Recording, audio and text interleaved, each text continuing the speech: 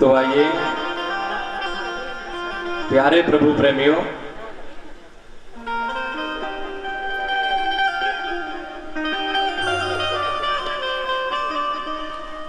अब हम सभी लोग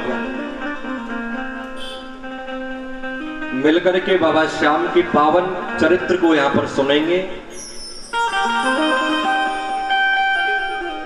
लेकिन उससे पहले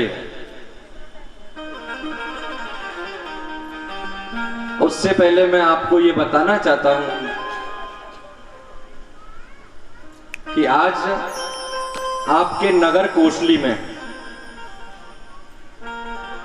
जो बाबा श्याम का प्रांगण है, जो बाबा श्याम का मंदिर है, उनके चरणों में ये कथा आरंभ हो रही है। और आज से पहले भी आप लोग देखते हुए आ रहे हैं क्या कि जब कोई भी, चाहे वो भागवत जी की कथा हो, चाहे देवी भागवत जी की कथा हो, चाहे राम कथा हो, या फिर चाहे श्याम कथा हो, जब कोई भी कथा का आरंभ होता है, या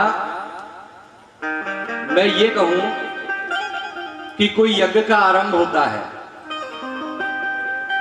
या हम लोग ये भी कह सकते हैं कि जब किसी भी शुभ कार्य को हम लोग आरंभ करते हैं, तो शुभ कार्य का आरंभ करने से पहले और हम लोग क्या करते हैं, मंगल कलश यात्रा, शोभा यात्रा, नगर परिक्रमा हम लोग करते हैं। तो हम लोग जानेंगे कि हम लोग ऐसा क्यों करते हैं। भाई बगैर शोभा यात्रा निकाले या बगैर कलश यात्रा निकाले भी तो हम लोग कथा का आरंभ कर सकते हैं, लेकिन ऐसा हम क्यों नहीं करते।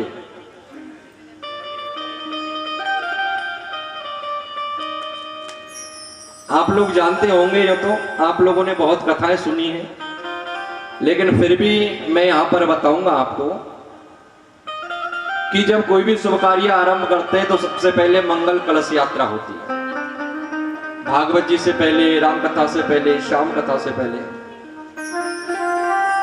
नवीन गृह प्रवेश भी करते हैं तो भी हम लोग सबसे पहले कलश ही तैयार करते हैं, उसका पूजन करते हैं और कलश लेकर के ही अपने गृह के अंदर प्रवेश करते हैं। ऐसा क्या महत्व है इस कलश का?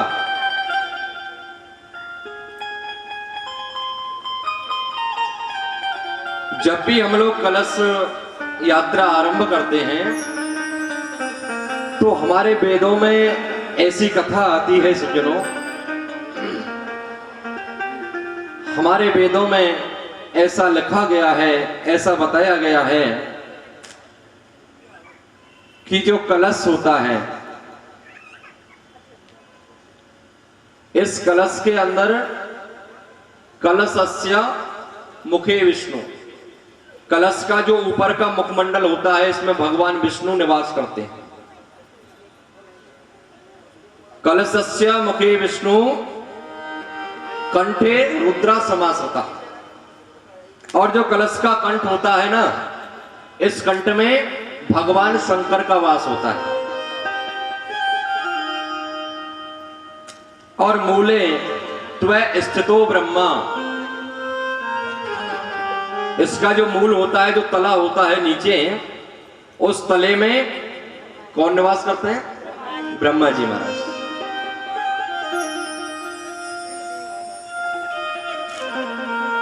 कलशस्य मुखे विष्णु कंठे रुद्र समाश्रिता मूले त्वं स्थितो ब्रह्मा मध्य मातृ गणा स्मृता।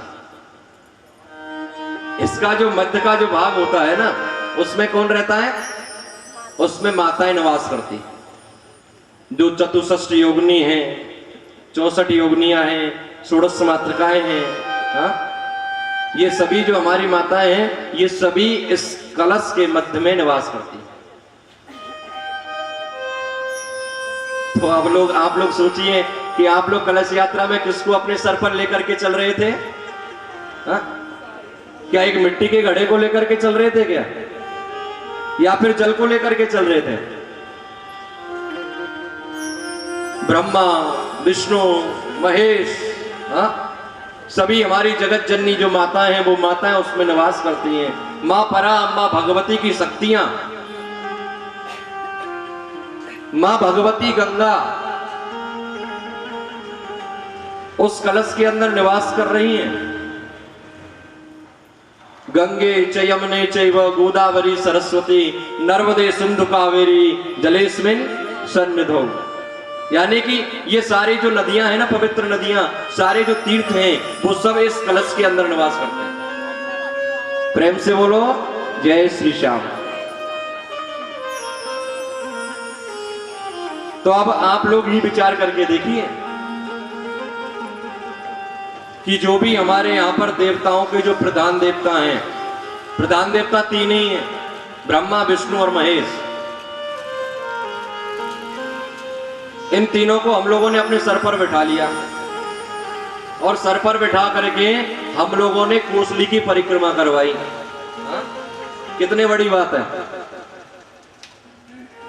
और जो माताएं होती हैं ना, ये माताएं तो भागवत कथा इत्यादि में कलश सर पर रखने के लिए बड़ी लालायित रहती हैं। कैसे भी मेरा नाम लिखना चाहिए, लिस्ट में कलश उठाऊंगी। हाँ?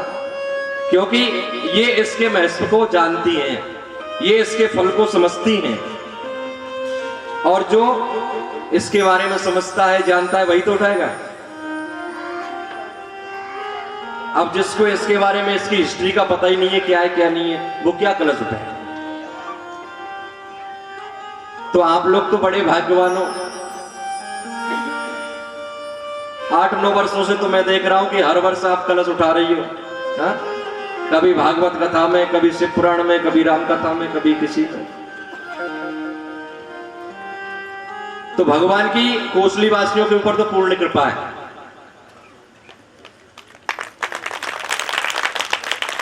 बोलो सच्चे दरबार की। तो अब हम लोगों को क्या करना है? उसकी कृपा का अनुभव करना है। यह मानना पड़ेगा कि बाबा की कृपा है, क्योंकि आज बाबा की कृपा नहीं होती तो हम और आप यहां पर नहीं होते। ये बाबा की कृपा है।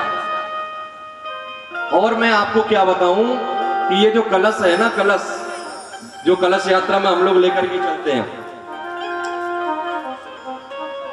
कलश सिर पर धारण करने से क्या फल मिलता है, ये तो मैंने कलश की विशेषता आपको बतलाई। अब इसके फल के बारे में जाने। जो माता बहनें और अपने सर पर कलश को धारण करके कलश यात्रा करती हैं, उनके घर में जितने भी क्लेश होते हैं ना, उनके जीवन में जितने भी क्लेश होते हैं, उन सभी क्लेशों का नाश हो जाता है। इसलिए इसका नाम क्या रखा गया? कलश। प्रेम से बोलो जय श्री श्याम। एक बात और मैं आपको बता दूं, जब भी हम लोग शोभा यात्रा में चलते हैं तो कई माता बहनों को आपने देखा होगा जोर जोर से सर हिलाती हैं। हिलाती हैं कि नहीं? क्यों भाई, क्यों हिलाती हैं? कोई कहता है गंगा मैया आ रही है, हाँ? कोई कुछ कहता है, कोई कुछ कहता है। ठीक है, अपने अपने विचार हैं, अच्छी बात है। और मैं ऐसा भी नहीं कहता कि सभी लोग आडंबर करते हैं। किसी किसी के ऊपर भगवान की माता रानी की कृपा भी होती है। लेकिन जो मैंने पढ़ा है और जो मैंने सुना है वो मैं आपको बता रहा हूं कि कलश को धारण करने से जो बुरी आत्माएं हमारे सर के ऊपर बैठी हुई होती है ना, वो आत्माएं निकल निकल करके भागने लगती हैं। इसलिए हम लोगों सर भी हिलाते हैं। इसलिए सर हलता है क्योंकि उसको ब्रह्मा विष्णु महेश 64 योगिनी 16 मातृका बसोर धारा सप्तघत मातृका इतने तीर्थों की नदियां, बताओ इनके सामने कोई बुरी आत्मा रह सकती है क्या? इसलिए वह छटपटाती है और अपने आप को वहां से मुक्त कराती है। प्रेम से बोलो जय श्री श्याम। इसलिए कलश सर पर धारण करने का यह भी एक बड़ा फायदा है।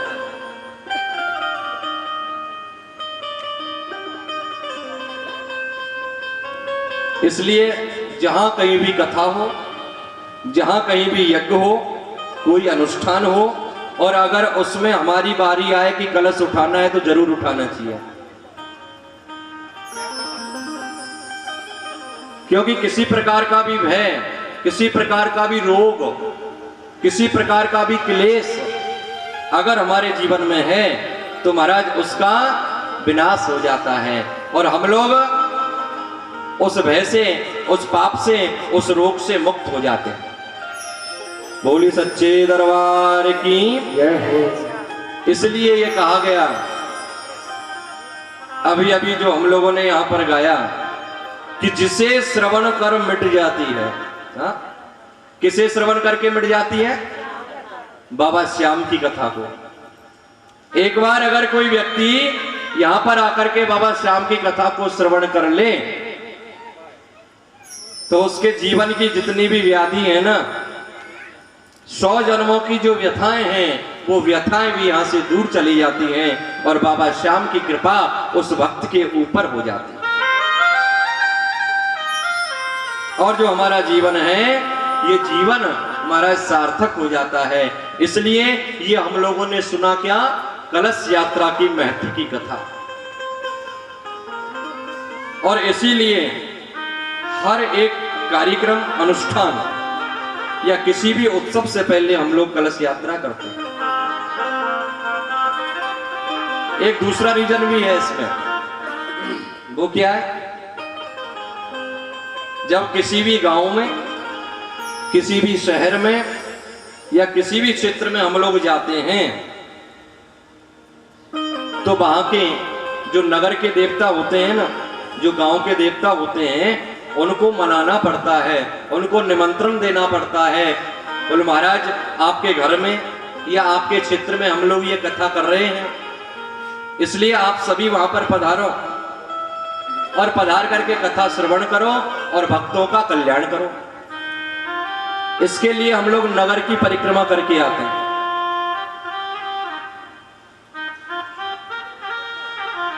और नगर परिक्रमा करने के बाद गणेश अंबिका का पूजन करके, सभी देवताओं का आवाहन करके हम लोग और कथा यज्ञ आदि अनुष्ठानों का आरंभ करते हैं। और यही हमारे शास्त्रों का विधान है, यही हमारी और वैदिक रीति है। तो इस प्रकार से हम लोगों ने भी यहां पर कलश यात्रा करी और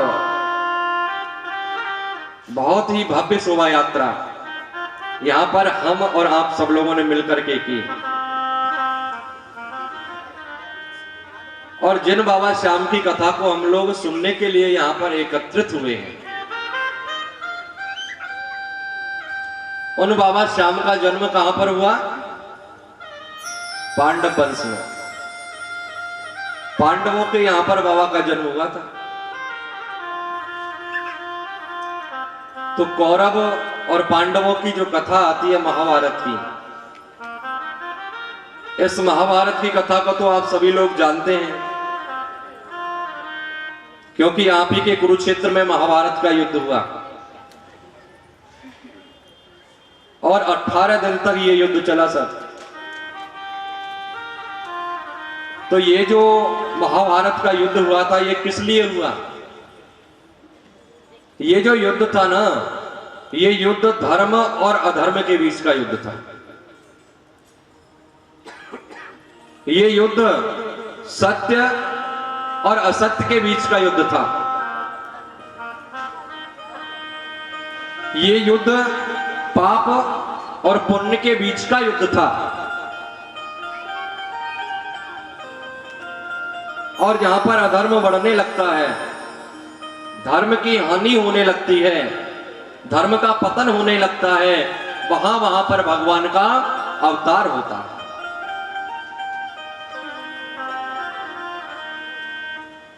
तो ये जो महाभारत का ग्रंथ है, ये महाभारत का ग्रंथ सज्जनों अंजन की सलाई से और अज्ञान के अंधकार में भटकते हुए लोगों के लिए आंखें खोलने वाला ग्रंथ है। जो लोग अज्ञान रूपी भ्रमर में भटके हुए हैं, जो लोग अंधकार रूपी अंधकार में भ्रमित हो रहे हैं, उन लोगों के नेत्रों को खोलने के लिए क्या है? महाभारत का युद्ध। क्योंकि जो लोग ये समझते हैं कि ये घर मेरा है, क्या ये परिवार मेरा है, ये बेटा मेरा है या ये बेटी मेरी है, ये सगे संबंधी रिश्तेदार सब मेरे हैं, तो ये क्या है? ये अंधकार है, ये मोह है, ये ममता है। और जो लोग इस मोह अंधकार में भटका हुआ है, उसके नेत्रों को खोलने के लिए महाराज महाभारत का युद्ध हुआ। अब आप लोग विचार करके देखो, कौरव कितने थे? हाँ? और पांडव कितने थे? केवल 5। विजय किसकी हुई? पांडवों की हुई ना, क्योंकि पांडव सत्य के साथ थे, क्योंकि पांडव धर्म के साथ में थे। और जो धर्म के साथ होता है, जो सत्य के साथ होता है, जो पुण्य के साथ होता है, महाराज उसकी पराजय कभी हो ही नहीं सकती। इसलिए अगर हम लोग ये अभिमान करते हैं, ये मान करते हैं, धन दौलत को जोड़ते हैं, इकट्ठा करते हैं और उसी में मर जाते हैं, मेरा मेरा करते हुए जो खत्म हो जाता है, मर जाता है, चला जाता है संसार से, कुछ भी साथ में लेकर के नहीं जाता, ऐसे लोगों को महाभारत रास्ता दिखाती है।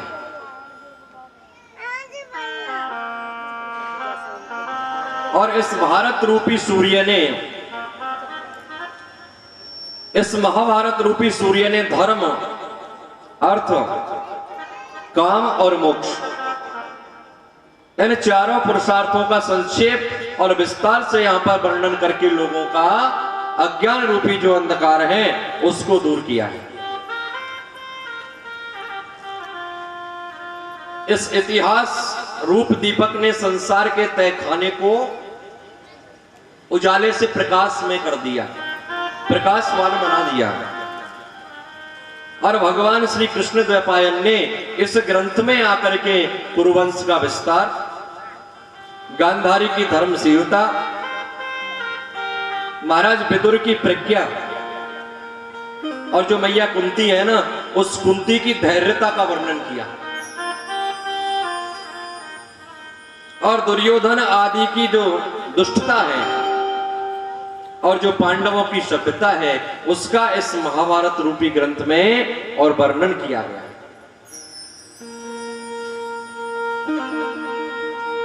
इसमें सनातन पुरुष भगवान श्री कृष्ण का समय समय पर कीर्तन है।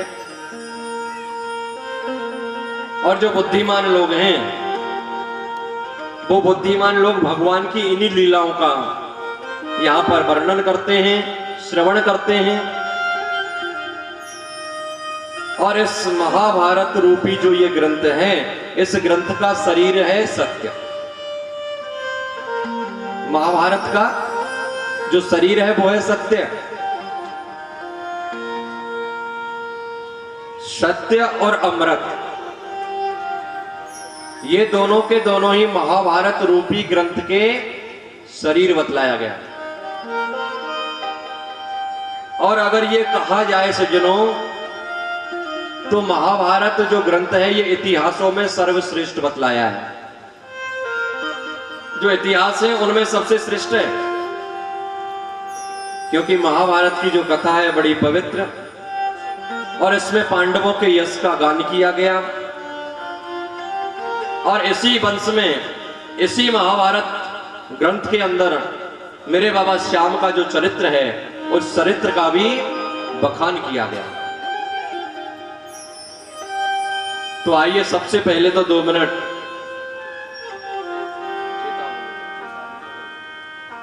क्योंकि महाभारत हमें यही सिखाती है कि मोह रूपी अंधकार से हमें बाहर निकलना चाहिए। इस संसार में सिवाय परमात्मा के दूसरा कोई हमारा नहीं होता है।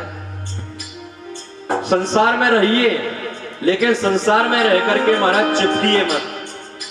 जिस प्रकार कमल का पुष्प कीचड़ में पैदा होता है लेकिन कीचड़ को अपने ऊपर लगने नहीं देता, ठीक उसी प्रकार संसार में रहो, अपने परिवार में रहो, लेकिन उनसे बंधो मत, और अपने परिवार में रह करके बाबा श्याम का खूब भजन करो, खूब कीर्तन करो। तो आइए 2 मिनट। मानुष जन्म अमोल रे, माटी में ना रोल रे। अब तो मिला है फिर ना मिलेगा, कभी नहीं कभी नहीं कभी नहीं। मानुष जन्म अमोल रे, माटी में ना रोल रे। अब तो मिला है फिर ना मिलेगा, कभी नहीं कभी नहीं कभी नहीं। अरे अब तो मिला है फिर ना मिलेगा, कभी नहीं कभी नहीं कभी नहीं। अब तो मिला है फिर न मिलेगा, कभी नहीं कभी नहीं कभी नहीं।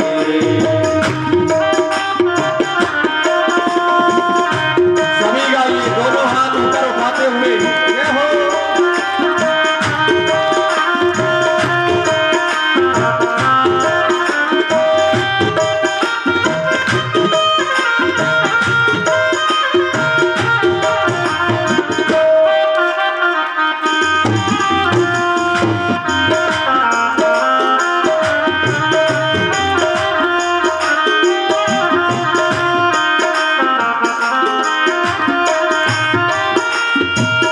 सत्संग में जाया कर, नाम प्रभु का गाया कर। तू सत्संग में जाया कर, गीत प्रभु का गाया कर। नहीं ऐसे नहीं, दोनों हाथ ऊपर करते हुए। अरे तू सत्संग में जाया कर, नाम प्रभु का गाया कर। सत्संग में जाया कर, नाम प्रभु का गाया कर। हर शाम सवेरे बैठ के बंदे श्याम का ध्यान लगाया कर। श्याम सवेरे बैठ के बंदे श्याम का ध्यान लगाया कर। लगता कुछ बोल रे, माटी में ना रोल रे। अब तो मिला है फिर ना मिलेगा, कभी नहीं कभी नहीं कभी नहीं।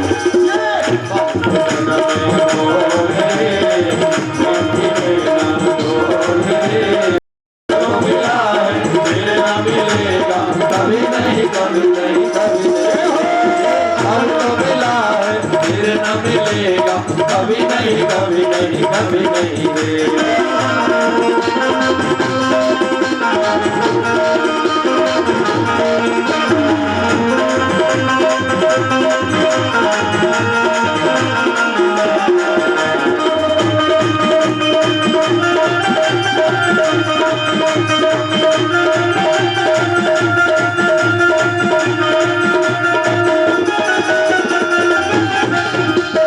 मतलब का संसार है, इसका क्या एतबार है।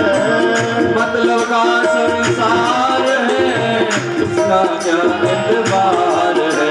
अरे संभल संभल कर कदम रखो भाई, फूल नहीं अंगार है। संभल संभल कर कदम रखो भाई, फूल नहीं अंगार है। तू सबसे मीठा बोल रे, नहीं लगता कुछ बोल रे। अब तो मिला है फिर न मिलेगा, कभी नहीं कभी नहीं कभी नहीं। अभी तो मिला है फिर न मिलेगा, कभी नहीं कभी नहीं कभी नहीं। बोल रे बाकी में ना बोल रे। अब तो मिला है फिर न मिलेगा, कभी नहीं कभी नहीं। अभी तो मिला है फिर न मिलेगा, कभी नहीं कभी नहीं कभी नहीं रे।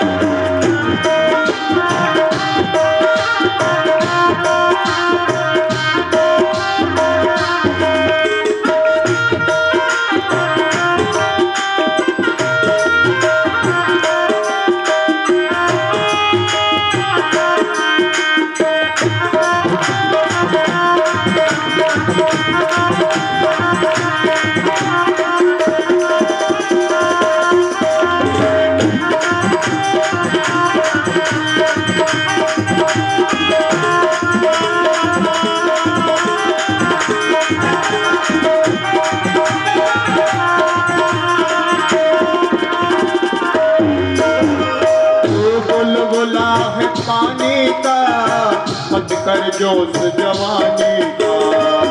बुलबुला है पानी का, मत कर जोश जवानी का। कर नेक कमाई कर ले रे बंदे, पता नहीं जिंदगानी का।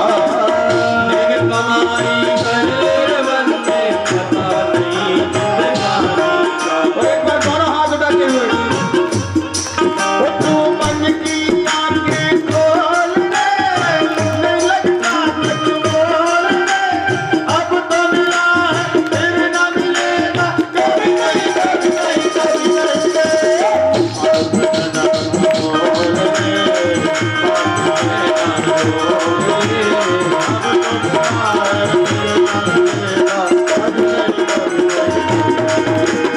अभी तो मिला है फिर न मिलेगा, कभी नहीं कभी नहीं कभी नहीं रे। बड़े बाप रे।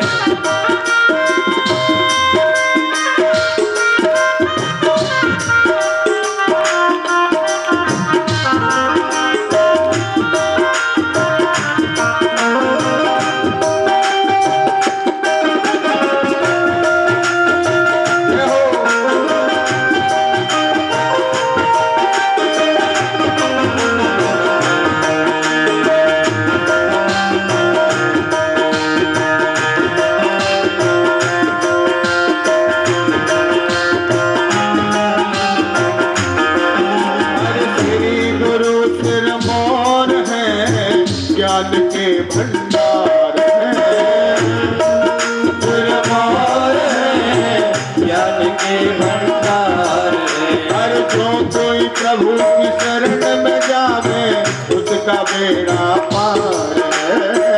जो कोई प्रभु की शरण में आवे, उसका बेड़ा पार है। गुरु नाम अनमोल है, सब चाहे जहाँ डोल है। अब तो मिला है फिर न मिलेगा, कभी नहीं कभी नहीं कभी नहीं।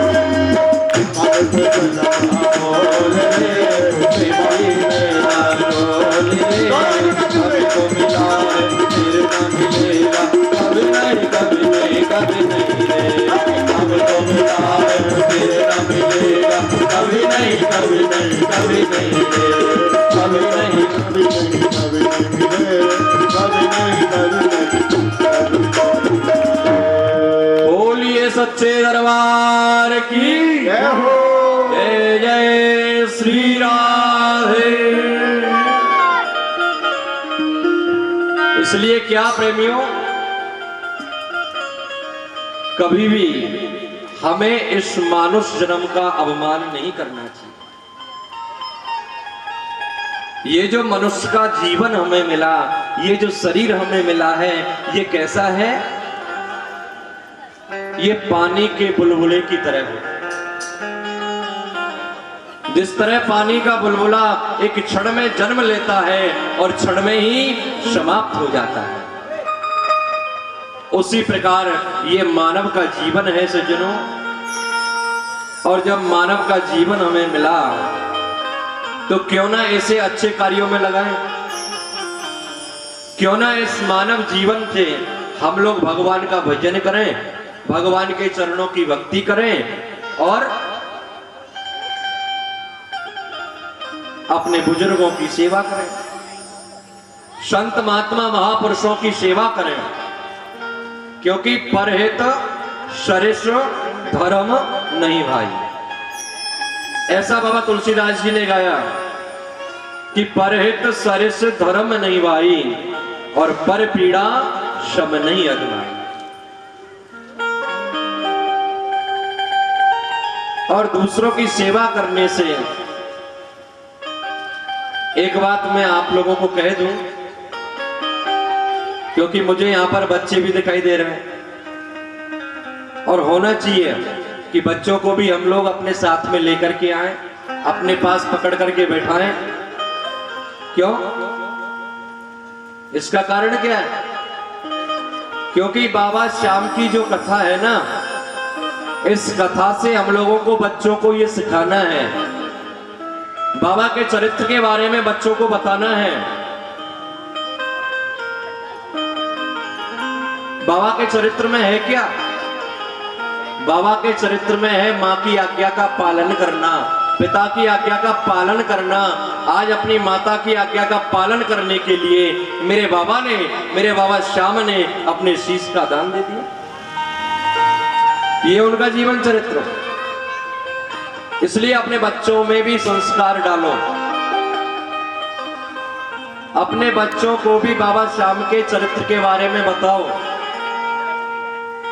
अपने बच्चों को बाबा श्याम के दरबार में लेकर के आओ। और जब बच्चे इनके चरित्र के बारे में सुनेंगे, जानेंगे, तो महाराज वो संस्कार हमारे बच्चों के अंदर भी आएंगे।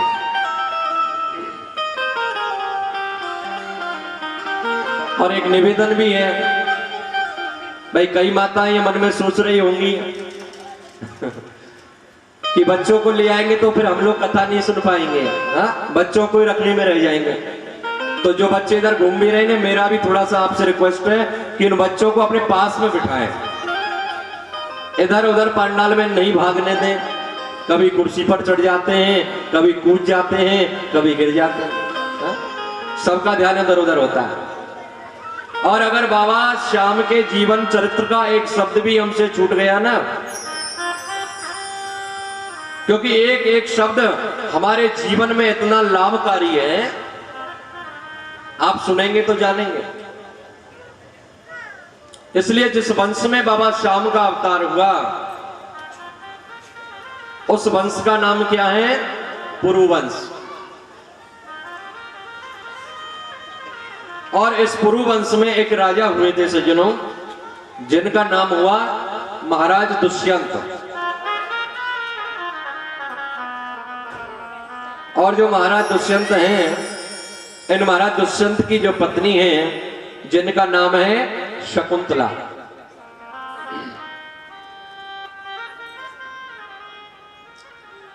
हर भारतवासी और महाराज दुष्यंत और शकुंतला के बारे में जानता होगा। इनका बहुत ही अच्छा चरित्र है। और इनके यहां पर जो इनका पुत्र हुआ, उस पुत्र का नाम क्या हुआ? भरत। दुष्यंत के पुत्र का नाम हुआ महाराज भरत। और उन्हीं भरत के कारण हमारे इस देश का नाम क्या पड़ गया? भारत। अब बताओ, आज दुष्यंत और शकुंतला कितने सौभाग्यशाली हैं कि जिनके पुत्र के नाम पर हमारे देश का नाम हो गया भारतवर्ष। और जब हम लोग पूजन करवाते हैं, संकल्प बोलते हैं, तो उसमें भी भरत खंडे, उसमें भी महाराज भरत का नाम लिया जाता है। और हमें तो गर्वित होना चाहिए, हमें यह गर्व होना चाहिए कि हम भारत के वासी हैं। हम उस देश के अंदर निवास करते हैं जिसमें बड़े बड़े वीर, बड़े बड़े पराक्रमी, बड़े बड़े महावीर और जन्म लेकर के आए। भाई बाबा श्याम का भी अवतार तो भारतवर्ष में ही हुआ ना, तो हमें तो यह गर्वित महसूस होना चाहिए कि हम बाबा श्याम के देश में निवास करते हैं। इसलिए हमारा भारत देश महान है। और हमारे इस भारत देश को क्या कहा जाता है? सोने की चिड़िया। हम उस देश के वासी हैं जिस देश में गंगा बहती है। हम उस भारत देश में निवास करते हैं जिस देश में मां भगवती, अलकनंदा, भागीरथी, गंगा प्रवाहित होती है और कल कल का निनाद करते हुए मां गंगा प्रवाहित होती रहती है। और गंगा हमारे समस्त पापों को और अपने ऊपर ले लेती है। भाई व्यक्ति जब मर जाता है कहां जाते हैं उसको लेके? भाई गंगा में क्यों जाते हैं? नदियां तो बहुत सारी हैं, आपके यहां तो नहर भी बहुत चलती हैं, क्यों इन नहर में उनकी अस्थि का विसर्जन क्यों नहीं होता? क्योंकि वो उनको मुक्त नहीं कर सकती। एक मां भगवती गंगा ही है जो कि हमारे समस्त पापों को हरण कर लेती है और जीव को मुक्ति प्रदान कर देती है। इसलिए हमें गर्व होना चाहिए, बोल हम जिस देश के वासी हैं उस देश में गंगा बहती है। और दोनों हाथ उठाते हुए, जहाँ डाल डाल और जहाँ डाल डाल पर सोने की चिड़िया करती है बसेरा, वो भारत देश है मेरा, वो भारत देश है मेरा, वो भारत देश है मेरा, वो भारत देश है मेरा। जहाँ सत्य अहिंसा और धर्म का पग पग लगता डेरा, वो भारत देश है मेरा, वो भारत देश है मेरा। दोनों हाथ उठा करके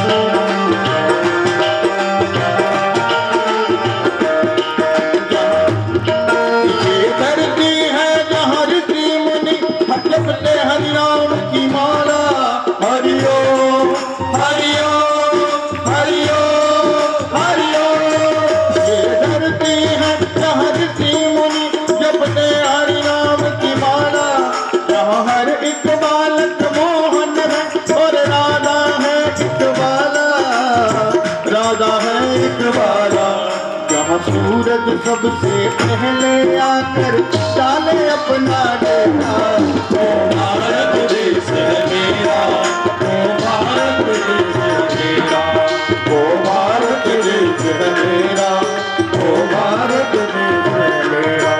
जहाँ डाल डाल पर सोने की चिड़िया करती है बसेरा, वो भारत देश है मेरा, वो भारत देश है मेरा।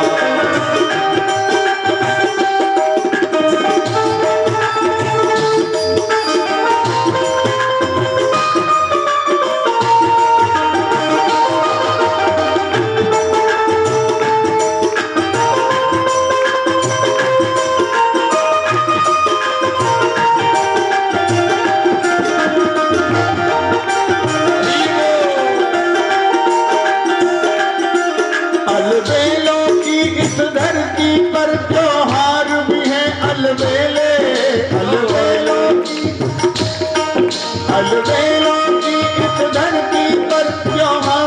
है अलबेले, जहाँ दिवाली की जगमग है और लगते मेले, जहाँ राग रंग और हंसी खुशी का चारों ओर है डेरा।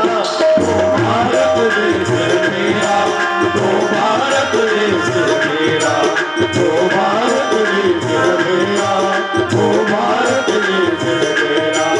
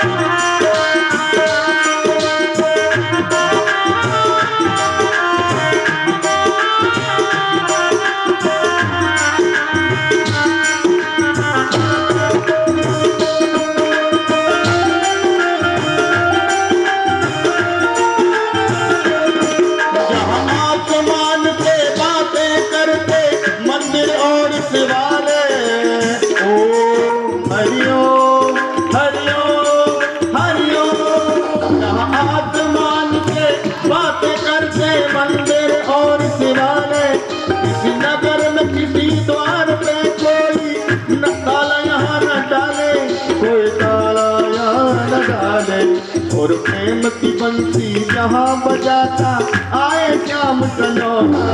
ओ भारत देश है मेरा, ओ भारत देश है मेरा, ओ भारत देश है मेरा, ओ भारत देश है मेरा, ओ भारत देश है मेरा, ओ भारत देश। हम उस देश के वासी हैं, इस देश में गंगा बहती है, हमें ये गर्व होना चाहिए। आज भारत के नाम पर हमारे देश का नाम हुआ भारत। और भारत की जो पत्नी है सुनंदा, सुनंदा के गर्भ से एक बालक का जन्म हुआ, जिस बालक का नाम हुआ भूमन्यु। और भूमन्यु की पत्नी से सुहोद्र, और सुहोद्र की पत्नी से और एक बालक जन्म लेकर के आया, जिसका नाम हुआ हस्ती। और उस हस्ती जो नाम का बालक जन्म लेकर के आया, उस हस्ती के नाम पर ही इस नगर का नाम क्या पड़ गया? हस्तिनापुर। प्रेम से बोलो जय श्री श्याम। आज इस नगर का नाम हो गया महाराज हस्तिनापुर। और इस वंश में एक और राजा हुए, उस राजा का नाम हुआ प्रतीप। और इनकी जो पत्नी है इसका नाम है सुनंदा। और सुनंदा के गर्भ से 3 पुत्र जन्म लेकर के आए, देवापी, शांतनु और बाहिक। ये जो पहले पुत्र हुए देवापी, ये देवापी बचपन में ही और भगवान की तपस्या करने के लिए वन में चले गए। दूसरे हुए शांतनु, ये शांतनु राजा हुए। और ये जिस बूढ़े को अपने हाथों से छू दिया करते थे ना, वह व्यक्ति जवान हो जाता था। प्रेम से बोलो सही सही बताओ, कितने लोग सोच रहे हैं हाँ कि अगर आज होता शांतनु तो हम भी बुढ़ापे से जवान हो जाते? नहीं, लेकिन ये बात कब की है? उस समय अलग था, अब समय अलग है। पहले व्यक्ति की उम्र बहुत लंबी हुआ करती थी, अब तो व्यक्ति 100 भी 70 भी 75 भी मुश्किल से पार कर पा रहा है। कोई कोई महापुरुष ऐसा होगा जिस पर भगवान की पूर्ण कृपा होगी। इसलिए ये जो राजा थे शांतनु, ये जिसको भी छू दिया करते थे महाराज, वह जवान और सुखी हो जाता था। और इसीलिए इनका नाम हुआ शांतनु। अब शांतनु महाराज का जो विवाह हुआ वो हुआ महाराज भागीरथी गंगा के साथ। गंगा मैया के साथ इनका विवाह हो गया और जिससे एक पुत्र जन्म लेकर के आया और उस पुत्र का नाम क्या हुआ? पहले इनका नाम है देवव्रत, इन्हीं का दूसरा नाम हुआ विष्णु पितामह।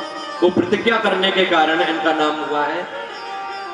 बाकी जन्म का जो इनका नाम है वो है सज्जनों देवव्रत।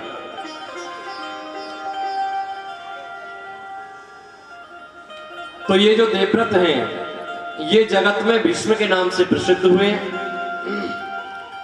और महाराज भीष्म ने अपनी पिता की प्रसन्नता के लिए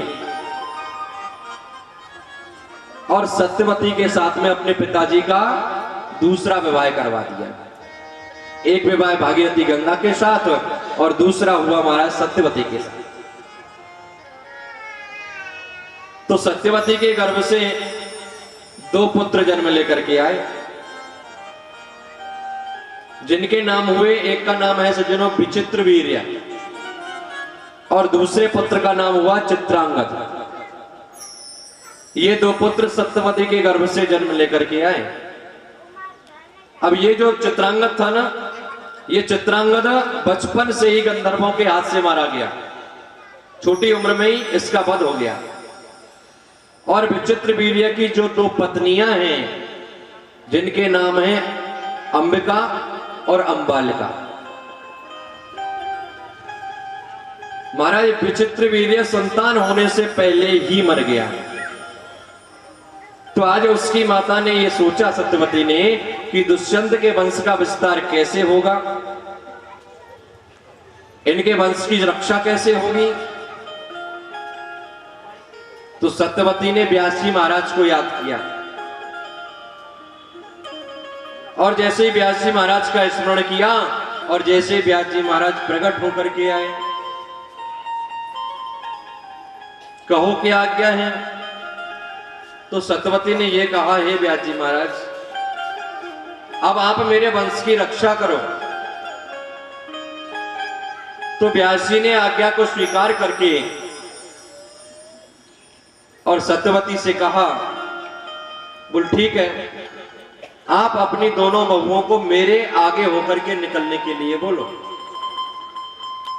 और जैसे ही ये दोनों एक एक करके और मेरे आगे होकर के निकलेंगी, ये दोनों गर्भवती हो जाएंगी। तो सत्यवती की जो दोनों पत्नियां हैं अंबिका और अंबालिका, आज जैसे ही व्यास जी के सामने होकर के महाराज जैसे ही अंबिका निकली तो अंबिका ने शर्म के कारण, क्योंकि उन्होंने क्या कहा था कि निर्वस्त्र होकर के सामने होकर के निकलना पड़ेगा, और एक स्त्री के लिए, एक मां के लिए महाराज ये बहुत बड़ी कठिन परीक्षा होती है। इसलिए शर्म के कारण और महाराज अंबिका ने अपने नेत्रों को बंद कर लिया। अब जैसे ही और नेत्रों को बंद करके सामने होकर के निकली तो इनके गर्भ से जो पुत्र जन्म लेकर के आया वो कैसा हुआ? अंधा हुआ। और ये अंधा कौन था? जिसका नाम हुआ सज्जनों पांडु। हाँ, धृतराष्ट्र।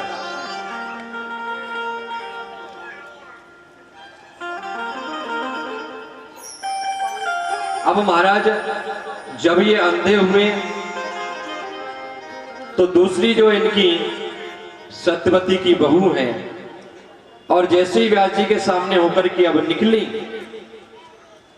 तो इन्होंने भी अपने मन में ऐसा थोड़ा सा संकोच उत्पन्न कर लिया और महाराज व्यास जी को देख करके पीली पड़ गई। किसी किसी को देख करके हम लोग दुखी हो जाते हैं ना, कभी कभी मन में घृणा जैसी उत्पन्न हो जाती है। तो उसी के कारण इनके गर्भ से जो पुत्र हुआ उसका नाम क्या हुआ? पांडु। और ये पांडु जो महाराज हुए ये पीलिया के रोगी हुए। लेकिन जिनके गर्भ से पांडु ने जन्म लिया, इन्होंने अपनी दासी को भी व्यास जी के सामने होकर के निकाल दिया। बोले देखो मुझे तो संकोच होता है, ऐसा करो दासी तुम व्यास जी के सामने होकर के निकल जाओ।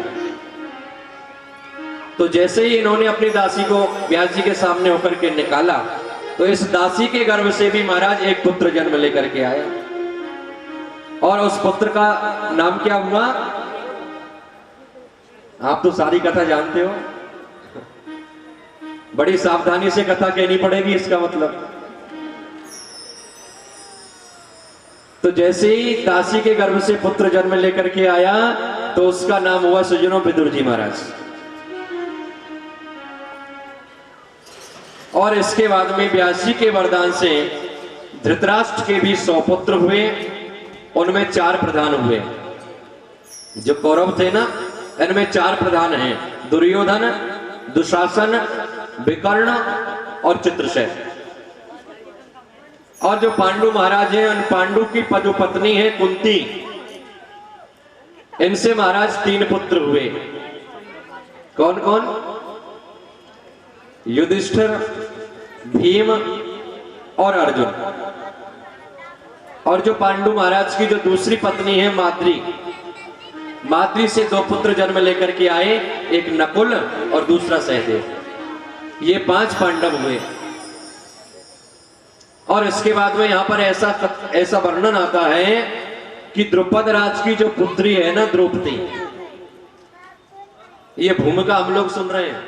अभी कथा आरंभ होगी, विस्तार से हम लोग सुनेंगे, लेकिन जो महाभारत ग्रंथ की जो भूमिका है, अभी आज की कथा में हम लोग भूमिका ही श्रवण करेंगे।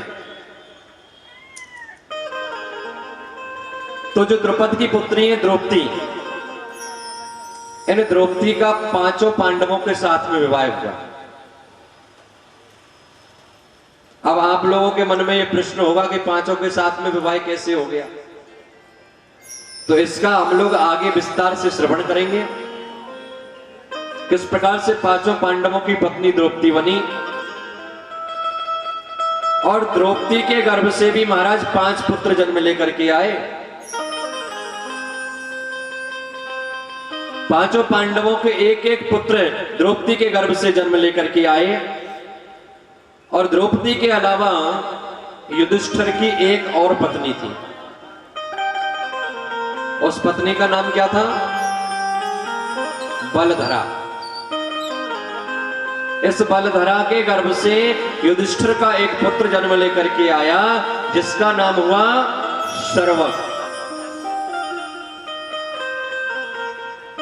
अर्जुन की एक पत्नी और है, कौन सी?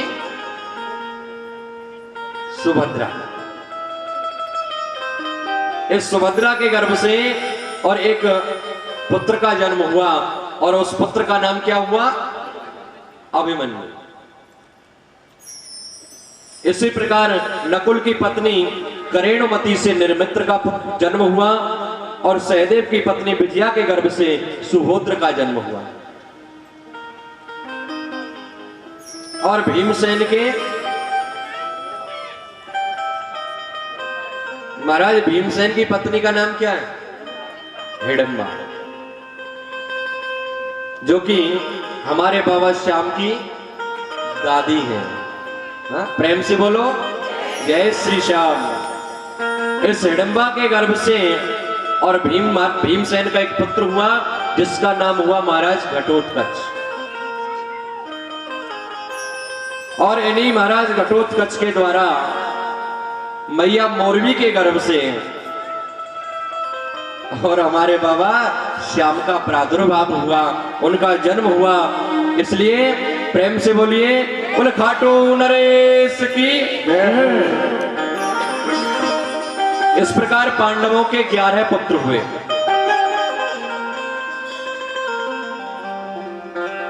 लेकिन जब वंश के विस्तार की बात आई, तो जो वंश का विस्तार हुआ वो केवल और केवल अभिमन्यु से ही हुआ। अभिमन्यु के जो पुत्र हुए उनका नाम क्या हुआ? परीक्षित। भागवत में आप लोगों ने सुना था। अभिमन्यु जब युद्ध में समाप्त हो गया, उनकी जो पत्नी उत्तरा है, उत्तरा के गर्भ से महाराज परीक्षित जन्म लेकर के आए, और परीक्षित ने ही और उनके वंश का महाराज विस्तार किया। और कुरुवंश की परीक्षीण होने पर इनका जन्म हुआ, इसलिए इनका नाम हुआ परीक्षित।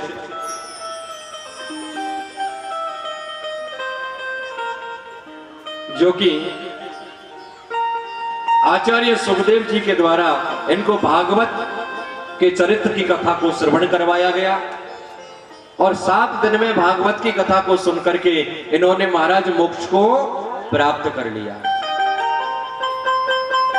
तो आइए, ये तो हुई महात्मा की कथा और अभी हम सब लोग मिलकर के बाबा श्याम की कथा में प्रवेश करेंगे। किस प्रकार से बाबा श्याम के चरित्र की कथा है, उससे पहले 2 मिनट बड़े भाव से, मुझे लग रहा है कि आप लोगों को सुस्ती आ रही है,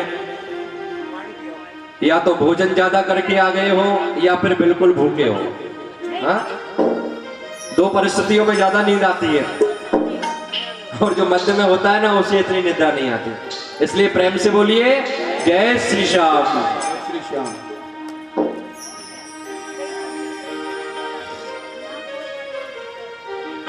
वो इस बांसुरी वाले की, वो नीले घोड़े वाले की गोदी में सो जाओ। वो मेरा जी करता है शाम तेरे भजनों में सो जाओ। मेरा जी करता है श्याम के भजनों में सो जाओ। बांसुरी वाले की हो, बांसुरी वाले की, नीले घोड़े वाले की गोदी में सो जाओ।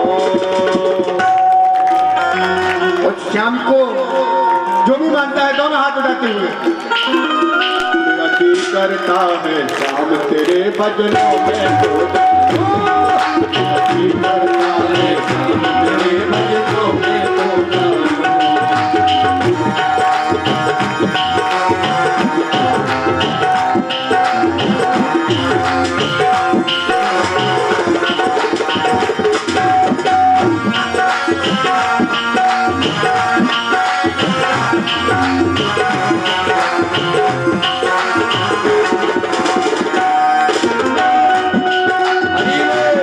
दोनों हाथ बजाते हुए, ताली सेवा करते हुए, अरे वाह, जय हो।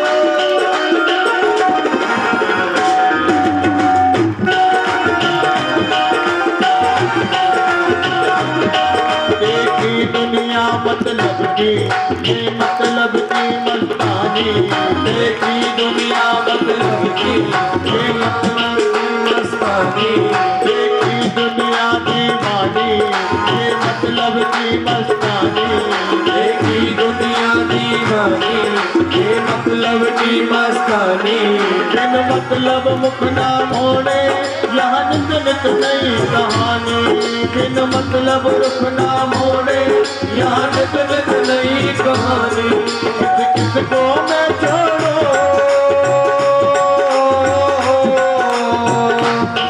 किस किसको मैं छोड़ो, किस किसको अपनाओ। जय हो। वो मेरा जी करता दोनों हाथ ऊपर।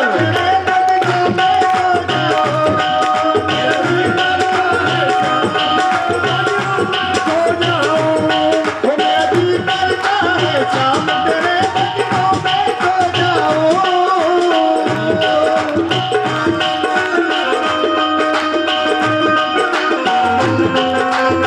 जय हो श्याम प्यारे की, जय हो।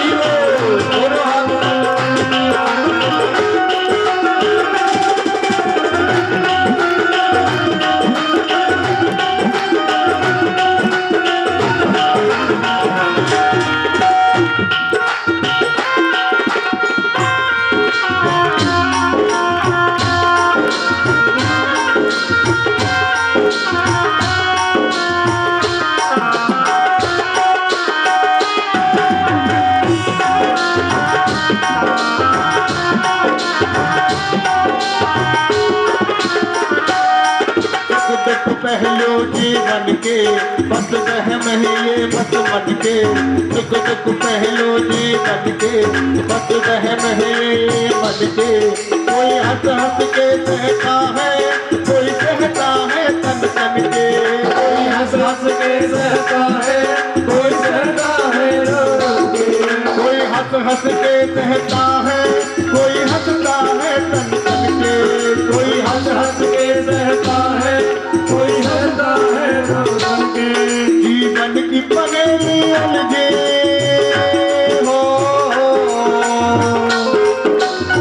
राजनाथ, जीवन की पगेली उलझी उससे कैसे भूल जाओ। और हाथ उठाते हुए वो मेरा जी करता है शाम करे बजरा में सो जाओ, मेरा जी करता है शाम करे बजरा में सो जाओ। हाँ उस बांसुरी वाले की ओ ये घोड़े वाले की ओ उस बांसुरी वाले की ये घोड़े वाले की गोदी में सो जाओ। दिल करता है शाम के बजरा में सो जाओ, दिल करता है शाम के बजरा में सो जाओ।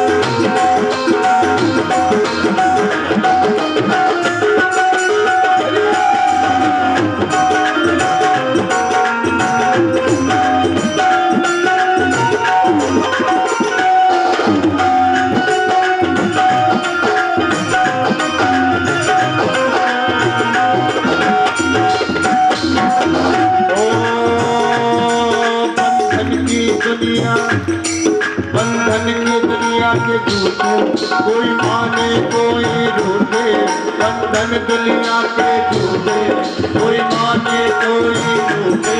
अब चाहे जग ये झूठे, बस तार कभी ना छूटे, जग ये झूठे, बस तार नहीं लाना, बस इतनी कृपा कर दो तो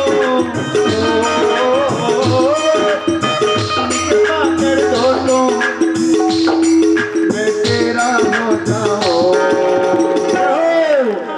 और हाथ उठाते हुए, हाथ उठाने की मैं बार बार कहूंगा क्योंकि श्याम प्यारे की कथा है ना।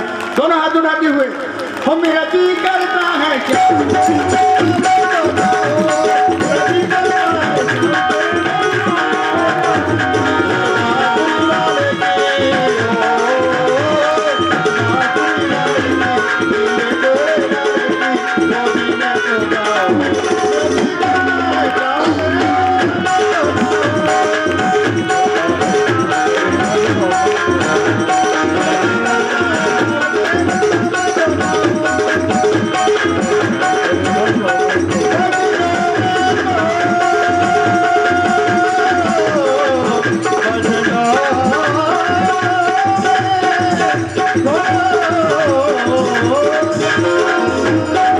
बोलिए श्याम प्यारे की जय हो, ये घोड़े वाले की जय हो। बोलिए सच्चे दरबार की जय हो। तो आइए सभी प्यारे प्रभु प्रेमियों,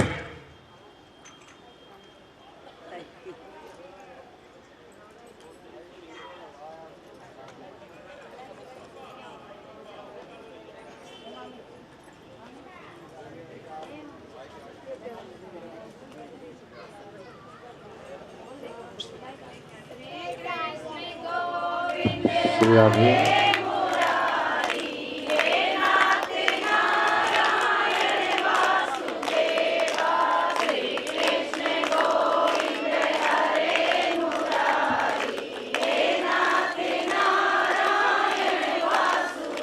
बोली सच्चे दरबार की जय हो। जय जय श्री राधे श्याम।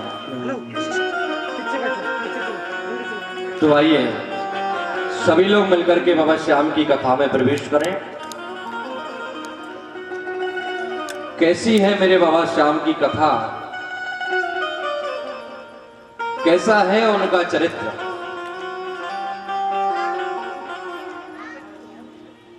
आज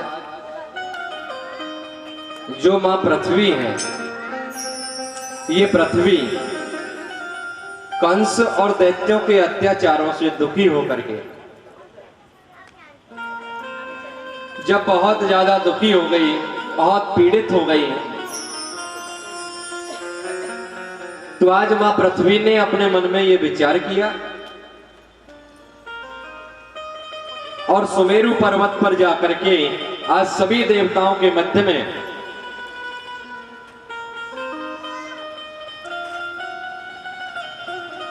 और उपस्थित होकर के उन देवताओं से ये प्रार्थना करने लगी, ये निवेदन करने लगी कि हे देवताओं, मुरदैत्य और कंस के अत्याचारों से दिनों दिन रसातल में मैं जा रही हूं। आप सभी देवता मिलकर के कोई ऐसा कार्य करो कि धरती का जो भार है, मेरे ऊपर जो अत्याचार होते हैं, जो पाप बढ़ रहा है, उसका निवारण हो जाए। तो आज जब मां धरती गौ माता का रूप लेकर के वहां पर गई, तो सभी देवता वहां पर एकत्रित थे। आज सभी देवता पृथ्वी के साथ में और मिलकर के महाराज ब्रह्मा जी के पास पहुंचे और जैसे ब्रह्मा जी महाराज से सभी ने मिलकर के निवेदन किया, तो अब तो ब्रह्मा जी भी सभी देवताओं के साथ में हो लिए और सभी देवताओं को अपने साथ लेकर के और महाराज भगवान विष्णु जी को पुकारने लगे।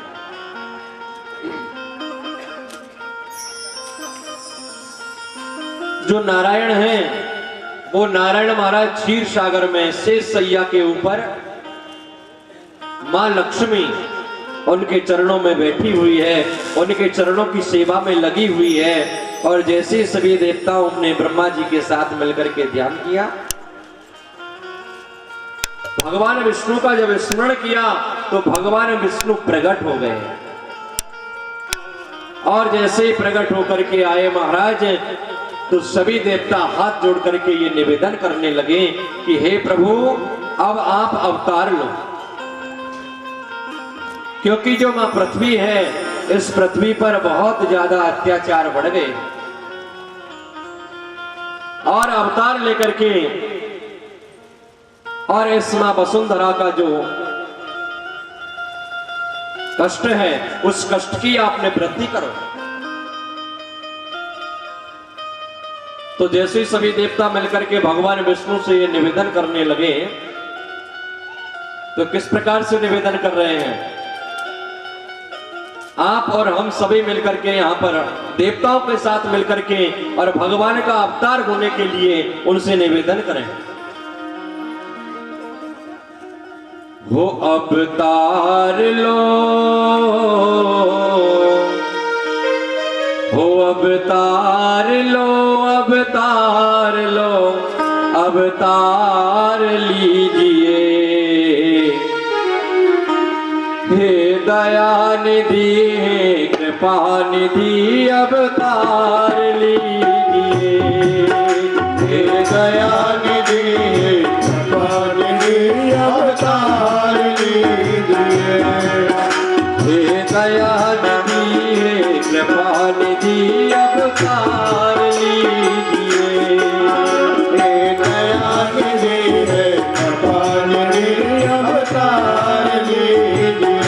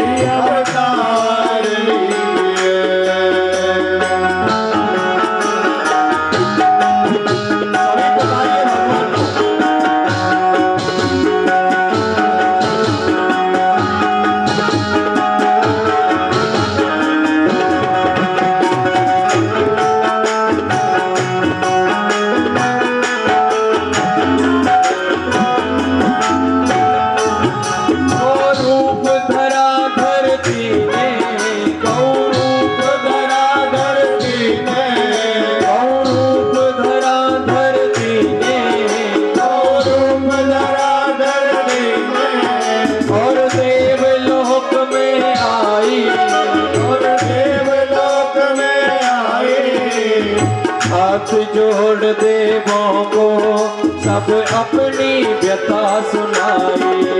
अरे हाथ जोड़ देवों को सब अपनी व्यथा सुनाई।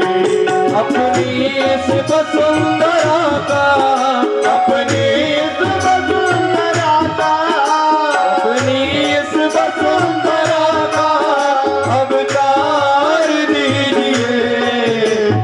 दया निधि कृपा निधि अवतार लीजिए।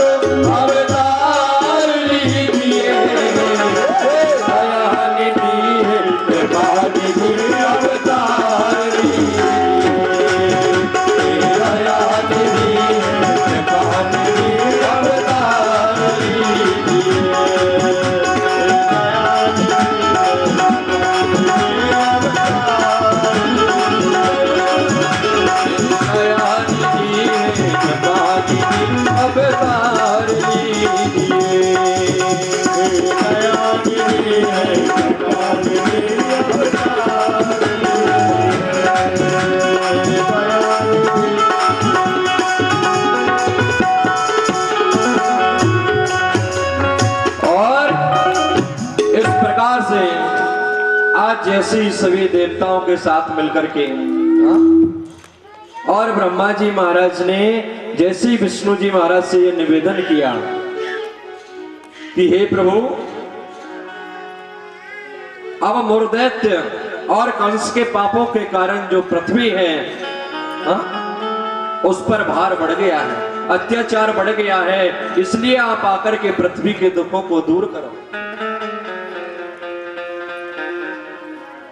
सभी जैसी भगवान को पुकारते हैं।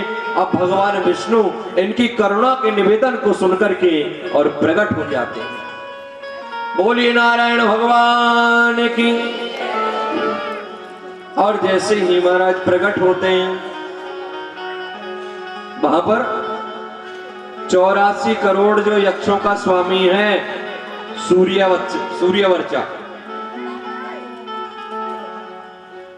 ये सूर्यवर्चा वहां पर आता है और आकर के देवगणों से ये कहता है, बोल नहीं, आप सबको परेशान होने की आवश्यकता नहीं है। अरे आप सभी देवगण इस देवलोक में आराम करो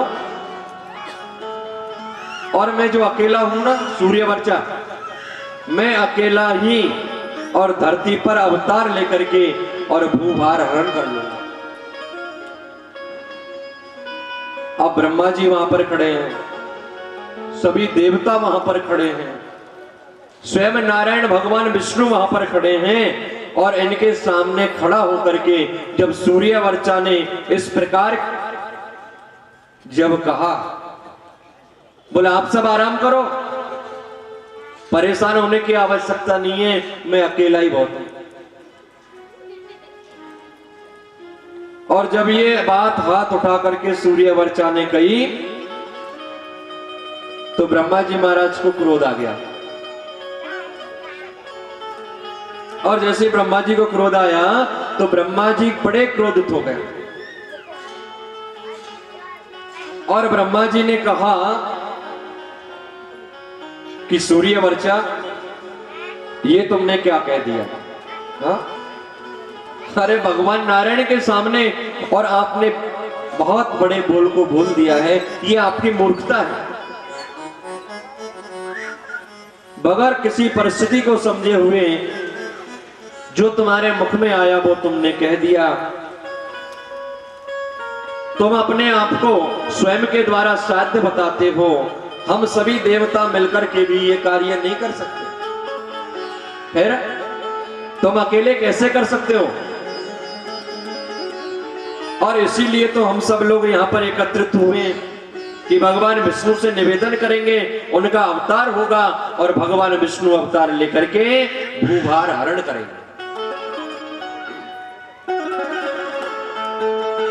लेकिन ये तुमने अपराध कर दिया है और सूर्यवर्चा, अब तुम श्राप के योग्य हो गए हो, तुम्हें श्राप मिलना चाहिए। और जैसे ब्रह्मा जी ने समझाया तो सूर्यवर्चा की समझ में तो आ गया कि मुझसे अपराध तो हो गया, गलती तो मैंने की।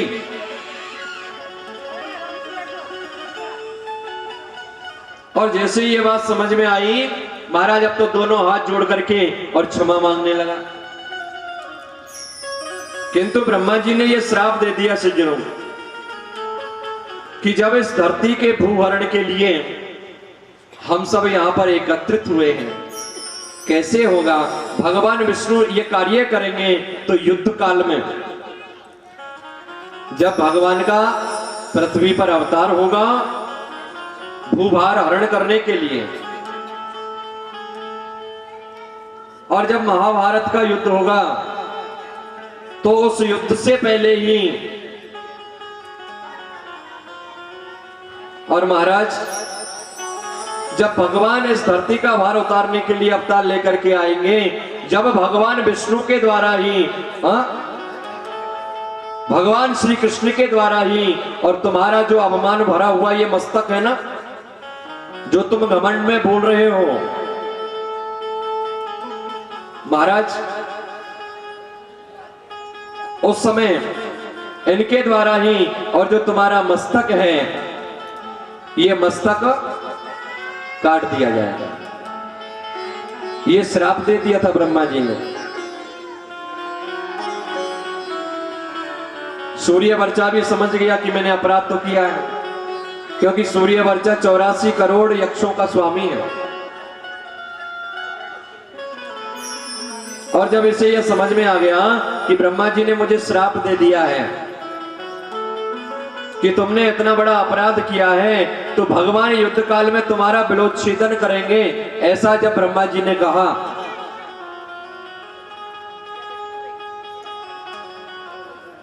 विलोच्छेदन मतलब आपके सिर का छेदन कर दिया जाएगा, जो कि आप भगवान को मांगने पर प्रदान करेंगे। सूर्यवर्चा ने बहुत विनती की, बहुत क्षमा याचना करी, लेकिन ब्रह्मा जी ने कह दिया, बोले अब तो ऐसा ही होगा, ये श्राप मैंने तुम्हें दे दिया है। तो सूर्यवर्चा ने ये विचार किया, बोले महाराज जब मेरे साथ में ऐसा होना ही है तो आप मुझे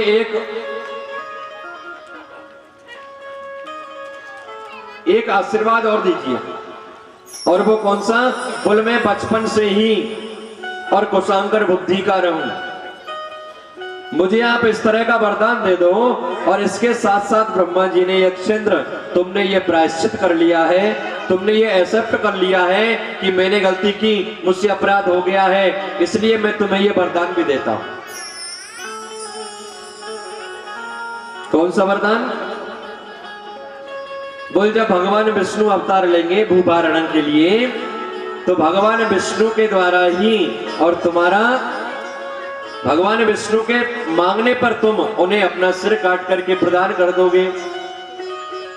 और जो भगवान को अपना सिर काट करके प्रदान कर दे, उससे ज्यादा सौभाग्यशाली और कौन होगा?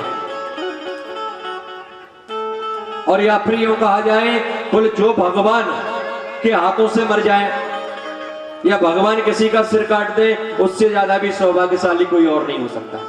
इसलिए प्रेम से बोलिए जय श्री श्याम। क्योंकि भगवान के हाथों से मरना मरना नहीं होता, भगवान के हाथों से मरना तो मुक्ति होती है। और जैसे ही ब्रह्मा जी ने ये वरदान दे दिया सज्जनों, तो सूर्य वर्चा है वह लौट गया। और अब भूभार हरण के लिए महाराज अवतार हुआ, और भगवान विष्णु का अवतार होता है कृष्ण के रूप में। और जैसे ही भगवान कृष्ण के रूप में अवतार लेकर के प्रकट होकर के आते हैं, तो यहीं से और हमारे बाबा श्याम की जो कथा है वो कथा आरंभ हो जाती है। देखिए, कथा तो कल ही आरंभ होगी बाबा के चरित्र की, आज तो महात्म की कथा है। ये भूमिका हम लोग सुन रहे हैं और समय भी होता जा रहा है, क्योंकि आप लोगों को भी इस समय घर में काम होते हैं बहुत सारे। तो कल से हम लोग 5:30 बजे आरती कर दिया करेंगे, और आप लोग 2 बजे ही और यहां पर उपस्थित हो जाएं। 2 बजे से वही 5:30 बजे तक यहां पर कथा होगी। और कल से बहुत सुंदर सुंदर कथाएं यहां पर होंगी। लेकिन 2 मिनट यहां पर बाबा की कथा में प्रवेश कर देते हैं, उसके बाद में आरती इत्यादि का कार्यक्रम होगा। आरती होगी, प्रसाद वितरण होगा, और कल ही घटोत्कच और मोरबी का विवाह संस्कार। भाई बाबा का जन्म तो तभी होगा ना, पहले बाबा के माता पिता का विवाह संस्कार यहां पर होगा। तो बड़ी सुंदर झांकी का आप लोग यहां पर कल इसी समय दर्शन करेंगे। आप लोग अधिक से अधिक संख्या में पधारें, क्योंकि भागवत को बहुत सुन ली, अब की बार बाबा की कृपा हुई है तो क्यों ना श्याम कथा सुनी जाए। तो सभी लोग पधारेंगे। तो आइए, सुनो सुनो श्री श्याम कहानी, सुनो सुनो श्री श्याम कहानी, सुनो सुनो श्री श्याम कहानी, सुनो सुनो श्री श्याम कहानी। ओ जय जय श्याम जय श्री श्याम, जय जय श्याम जय श्री श्याम, जय जय श्याम जय श्री श्याम, जय जय श्याम जय श्री श्याम, जय जय श्याम जय श्री श्याम, जय जय श्याम जय श्री श्याम। सभी गाइए, जय जय श्याम, जय जय श्याम जय श्री श्याम। सुनो सुनो रे श्याम कहानी, सुनो सुनो रे श्याम कहानी, सुनो सुनो रे श्याम कहानी, सुनो सुनो रे श्याम कहानी।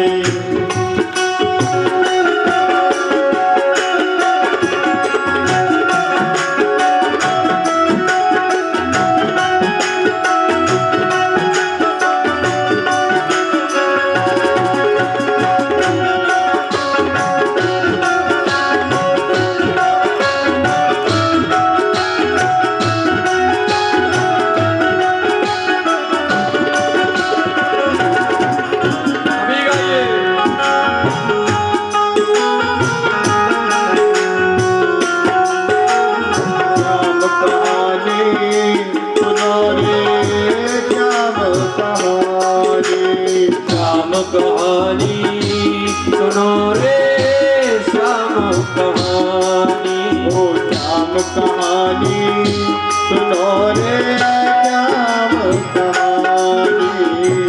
श्याम जय श्याम जय श्री श्याम, श्री श्याम जय श्याम जय श्री श्याम, श्याम जय श्याम जय श्री श्याम, श्री श्याम जय श्याम जय श्री श्याम। ओ शीश के दानी की वो,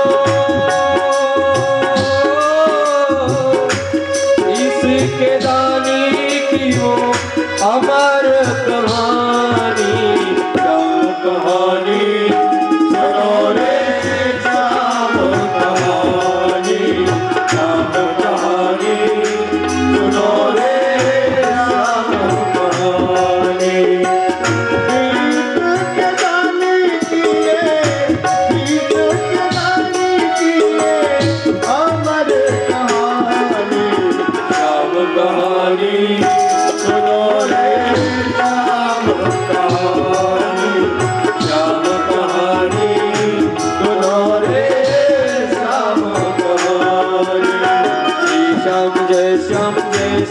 श्याम, श्री श्याम जय श्याम जय श्री श्याम, श्री श्याम जय श्याम जय श्री श्याम, श्री श्याम जय श्याम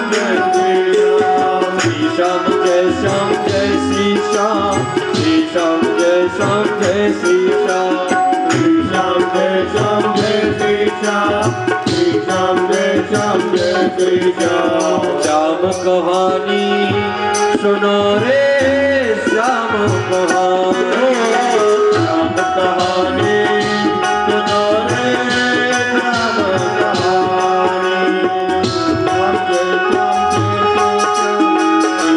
अभी दोनों हाथ ऊपर करते हुए ताली से बात।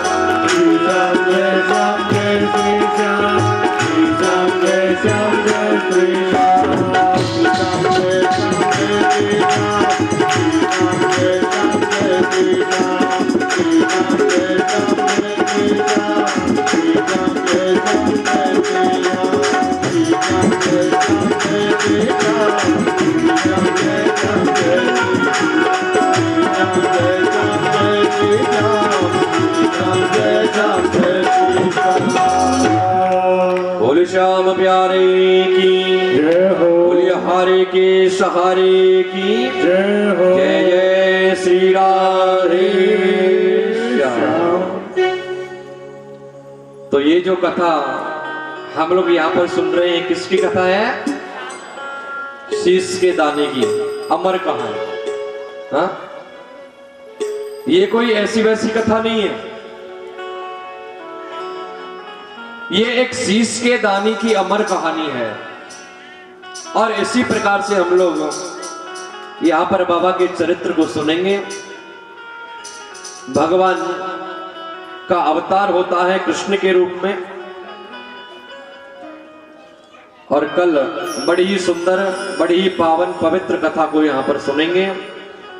पांडवों के लिए वारणाव्रत की कथा, पांडवों को लाक्षागृह में जलाने की कथा, और किस प्रकार से लाक्षागृह से बचकर के पांडव लोग जाते हैं। और जैसे वन में जाते हैं, भीमसेन का महाराज हिडंबासुर के साथ में युद्ध होता है। और जो हिडंबासुर है, उसकी बहन जो हिडंबा है, उसके साथ में और उनका विवाह होता है। और उनसे घटोत्कच की उत्पन्न होते हैं, जन्म लेते हैं। और फिर उनके विवाह की कथा तक हम लोग कल यहाँ पर कथा श्रवण करेंगे। आप लोग पधारेंगे। और इससे पहले बाबा से मैं ये कामना करूंगा कि बाबा श्याम हारे का सहारा है। जो व्यक्ति हारता है उसको सहारा देते हैं। जिसकी नैया मझधार में अटक जाती है, डूब जाती है, उसको बाबा श्याम किनारे लगा देते हैं, उसे पार लगा देते हैं। और अगर कहा जाए तो महाराज कलयुग का कोई सच्चा देवता है तो है बाबा श्याम। आज इतने दिनों से मेरे मन में एक तमन्ना थी कि बाबा कभी मुझे ये अवसर प्रदान करें कि मैं भी अपनी टूटी फूटी वाणी से आपके चरित्र को गा सकूं। तो आज जाकर के बाबा ने मेरी मनोकामनाओं को पूर्ण किया है।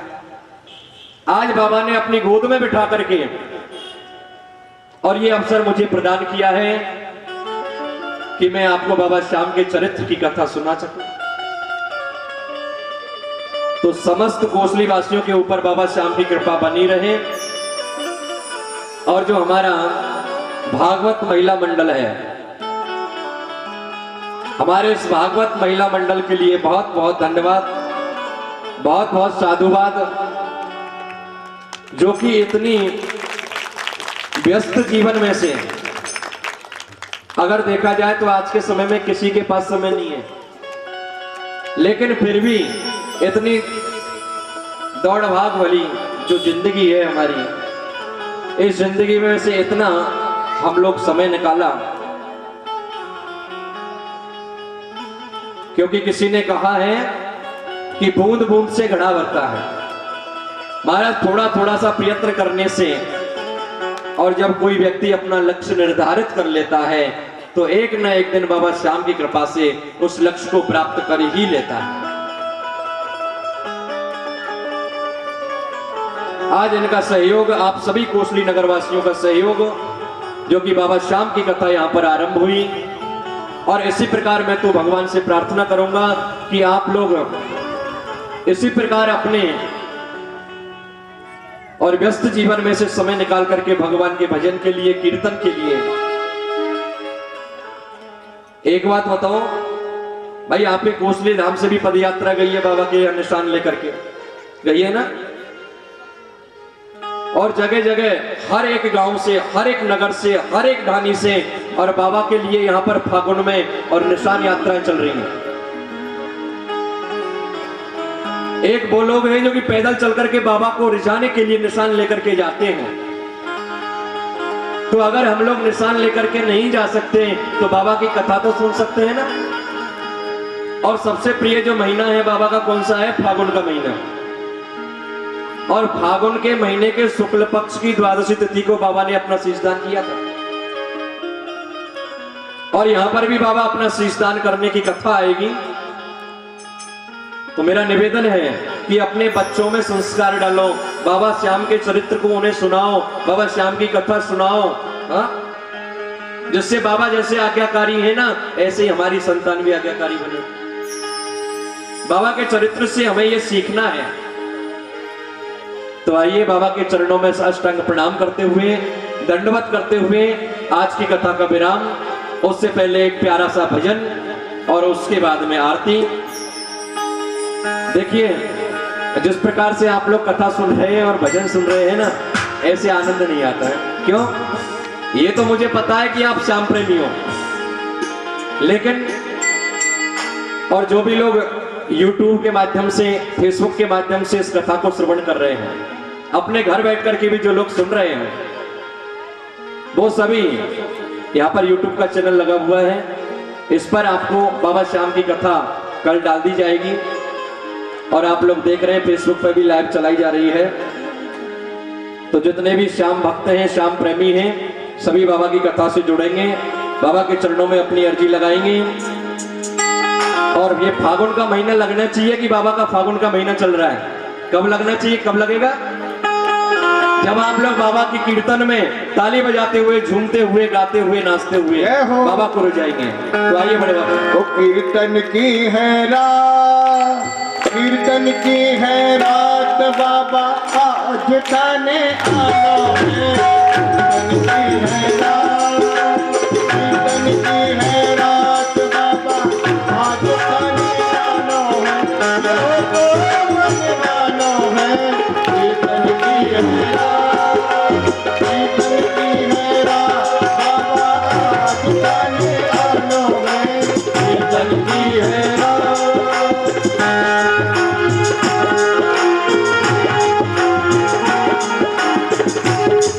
बड़े प्रेम से ताली से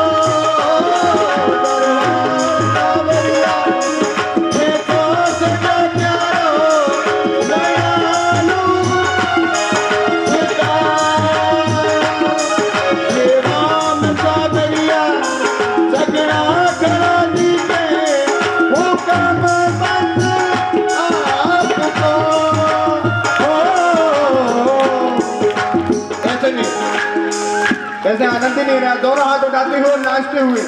अगर श्याम बाबा को चाहते हो तो दोनों हाथ उठाते हुए नाचते हुए गाएंगे।